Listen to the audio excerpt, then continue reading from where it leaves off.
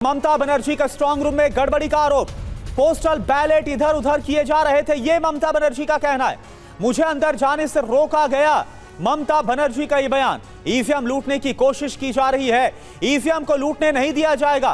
कुछ super power police पर दबाव डाल रहे हैं, केंद्रीय बलों ने मुझे अंदर जाने से रोका है, तो बैलेट पेपर के साथ गड़बड़ी का आरोप लगाया गया। पोस्टल बैलेट्स जो है उन्हें इधर उधर किया गया है, ईवीएम के साथ गड़बड़ी करने की आशंका जताई गई कि उधर में मैनिपुलेशन हो रहा है और बाहर का आदमी आके वो खुल रहा है, देख रहा है, पोस्टल बैलेट को इधर उधर कर रहा है। वो देखने के बाद मैंने जब सीसीटीवी देखा टीवी में, तो मैंने सोचा मैं भी उधर देख के आऊँ।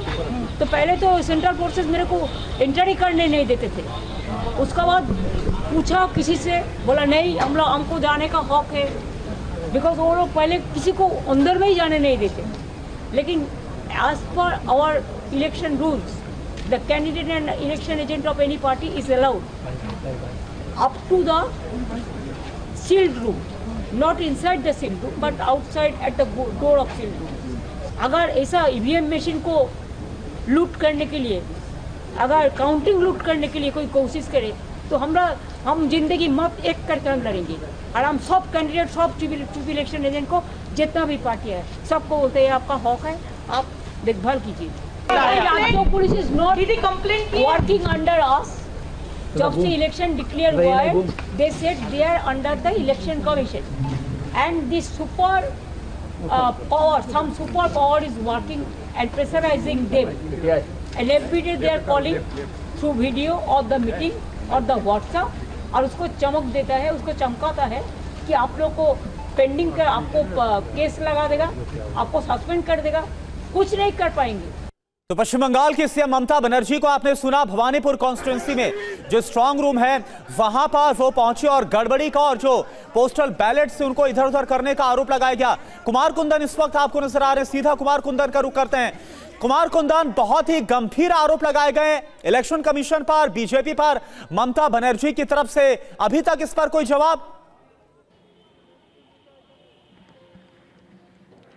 देखिए, जहां तक चुनाव आयोग की बात है तो चुनाव आयोग ने कल ही इस बाबत पूरी सफाई पेश कर दी थी और देर रात उन्होंने प्रेस कॉन्फ्रेंस भी किया था।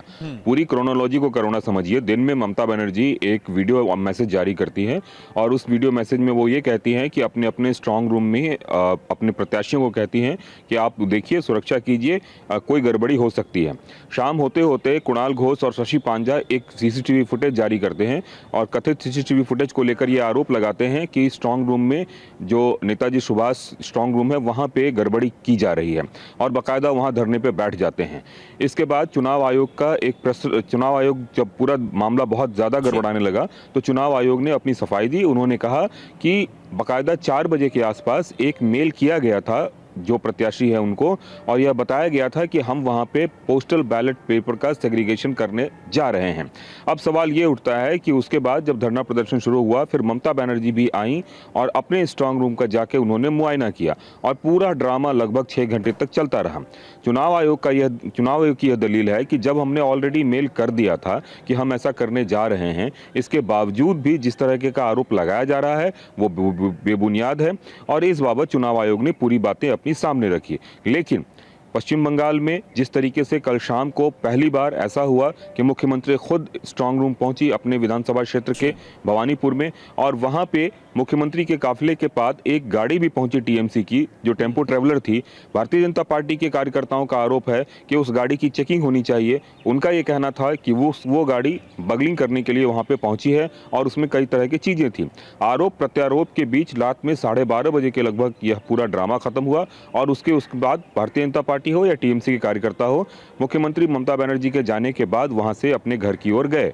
अब बड़ा सवाल उठता है कि जब 4 बजे उन्होंने मेल कर दिया था इलेक्शन कमीशन ने इस बाबत, इसके बावजूद भी वहां के प्रत्याशियों ने जिस तरह के सवाल उठाए, वह सवाल अपने आप में एक तरीके से कह सकते हैं कि चुनाव आयोग का कहना था कि वो निराधार था। और ठीक है, तो चुनाव आयोग की तरफ से तमाम जो आरोप लगाए गए उसको लेकर यह कहा भी गया, जवाब भी सामने आया कि तमाम जो आरोप टीएमसी की तरफ से, ममता बनर्जी की तरफ से लगाए जा रहे हैं वो निराधार इंतजार है और पहले इस बारे में जानकारी दे दी गई थी, ईमेल जारी कर दिया गया था कि जो पोस्टल बैलेट से उनका सेग्रीगेशन किया जाएगा। अभी के लिए आपका बहुत बहुत शुक्रिया इस पूरी जानकारी के लिए।